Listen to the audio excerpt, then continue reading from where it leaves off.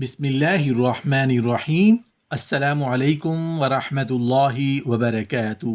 نحمدہ ونصلی علی رسولہ الکریم، اما بعد۔ ہر 3 دن بعد بیوی سے ملاقات۔ محترم ناظرین، ایک مشہور واقعہ ہے جو تقریباً اسلامی کتابوں میں بآسانی مل جاتا ہے۔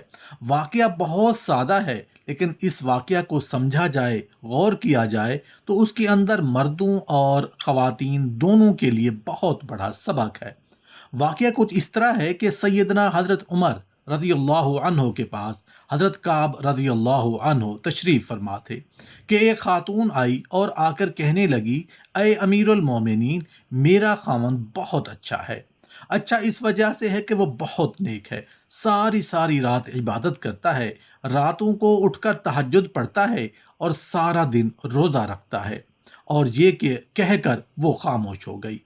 حضرت عمر رضی اللہ عنہ بڑے حیران ہوئے کہ خاتون کیا کہنے آئی ہے۔ اس نے پھر یہی بات دہرائی کہ میرا خاوند بہت نیک ہے، ساری رات تہجد میں گزار دیتا ہے اور سارا دن روزہ رکھتا ہے۔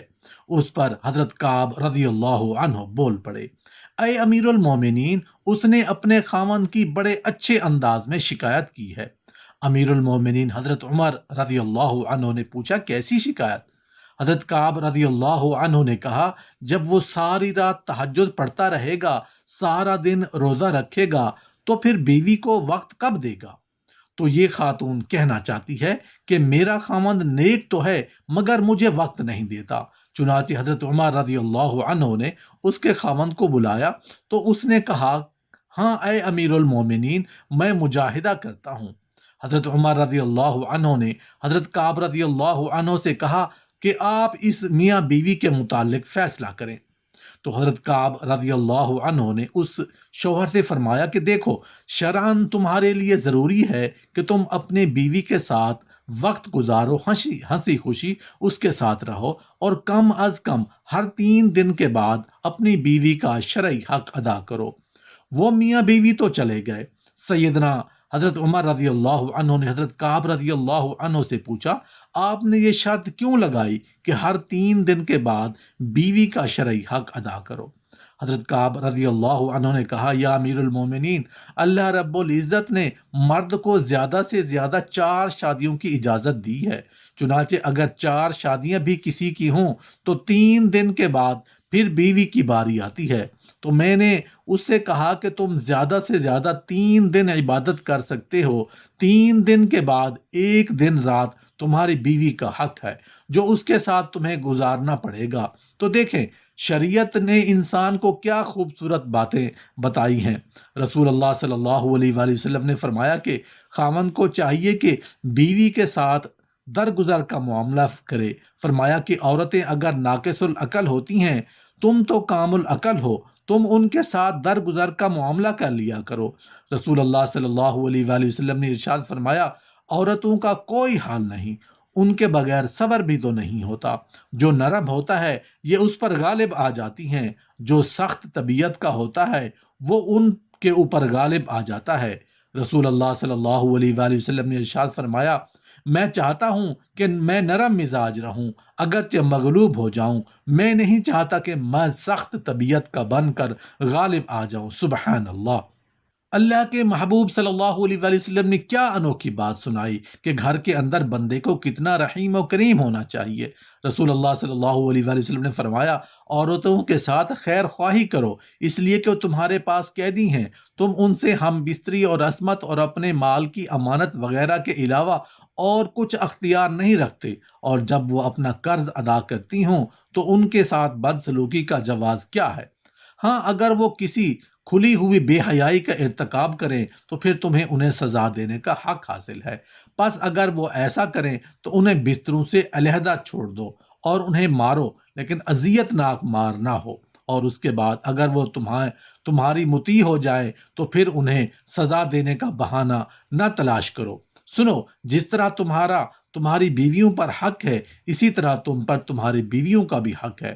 تمہارا حق تمہاری بیویوں پر یہ ہے کہ وہ تمہارے بستر پر ایسے ایسے لوگوں کو نہ روندنے دیں جنہیں تم ناپسند کرتے ہو، اور تمہارے گھر میں ایسے لوگوں کو آنے کی اجازت نہ دیں جنہیں تم اچھا نہیں سمجھتے۔ سنو، اور تم پر ان کا حق یہ ہے کہ ان کے لباس اور پہننے میں اچھا سلوک کرو۔ جس طرح عورتوں کو مردوں کے جذبات کا لحاظ رکھنا ضروری ہے، اسی طرح مردوں کو بھی لازم ہے کہ عورتوں کے جذبات کا خیال رکھیں، ورنہ جس طرح مرد کی ناراضگی سے عورت کی زندگی جہنم بن جاتی ہے، اسی طرح عورت کی ناراضگی بھی مردوں کے لیے وبال جان بن جاتی ہے۔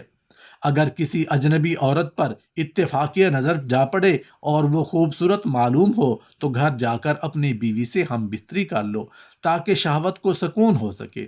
ارشاد نبوی صلی اللہ علیہ وآلہ وسلم ہے، جب تم میں سے کسی عورت کو دیکھے اور اسے خوبصورت دکھائی دے تو اسے اپنی بیوی کے پاس چلا جانا چاہیے، کیونکہ عورت کی شکل میں شیطان آتا ہے اور عورت کی شکل میں واپس جاتا ہے۔ اگر کسی کی بیوی نہ ہو تو وہ اللہ تعالیٰ سے پناہ طلب کرے، گناہوں سے سلامتی کی توفیق مانگے اور اس کی شیطان مردود سے پناہ مانگ لے۔ شوہر اور بیوی کے لیے جائز نہیں کہ وہ اپنی خلوت کی باتیں کسی غیر پر ظاہر کریں، کیونکہ یہ بے وقوفی اور کمینگی ہے۔ عقل و شرع سے اس سے منع فرمایا ہے۔ حضرت ابو ہریرہ رضی اللہ عنہ بیان کرتے ہیں کہ رسول اللہ صلی اللہ علیہ وآلہ وسلم نے مردوں کو مخاطب کرتے ہوئے پوچھا، کیا تم میں سے کوئی ایسا آدمی ہے کہ جب وہ اپنی بیوی سے جماع کرتا ہو تو دروازہ بند کر کے پردہ کر لیتا ہو اور اللہ کے پردے سے اس فعل کو چھپاتا ہو؟ لوگوں نے جواب دیا، ہاں ایسے لوگ موجود ہیں۔ رسول اللہ صلی اللہ علیہ وآلہ وسلم نے پھر یہ پوچھا کہ ایسا آدمی بھی ہے جو اسے دوسروں کے پاس جا کر بیان کرتا ہو؟ یہ سن کر صحابہ کرام رضوان اللہ تعالی علیہم اجمعین خاموش ہو گئے۔ اس کے بعد رسول اللہ صلی اللہ علیہ وسلم عورتوں کی طرف مخاطب ہوئے اور ان سے پوچھا، کیا تم میں کوئی ایسی عورت ہے جو اپنے خاوند کی خلوت کی باتیں دوسری عورتوں کو بیان کرتی ہو؟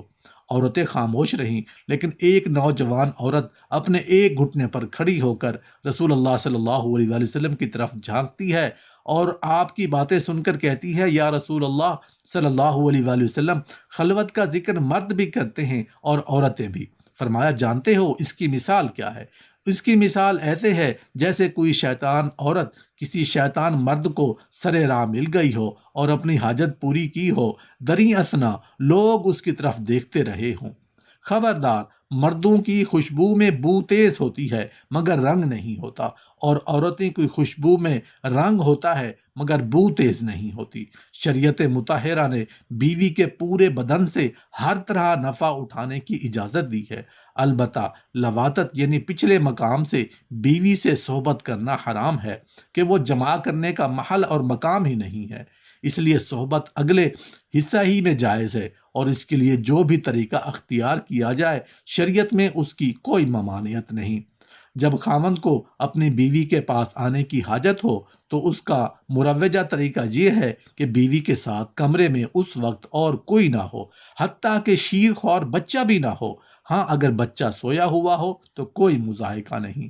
اخلاقی طور پر یہ مناسب نہیں کہ شوہر اچانک آئے اور اپنا مطلب نکال کر یعنی ہم بستر ہو کر چلا جائے کہ بیوی بدستور تش نہ رہے گی، جس سے اس کو تشویش اور حیرانی لاحق ہوگی۔ لیکن اگر اس ازدواجی ملاپ کو بخوبی سر انجام دیا جائے تو بیوی کے لیے بھی یہ مرحلہ آسان ہوگا۔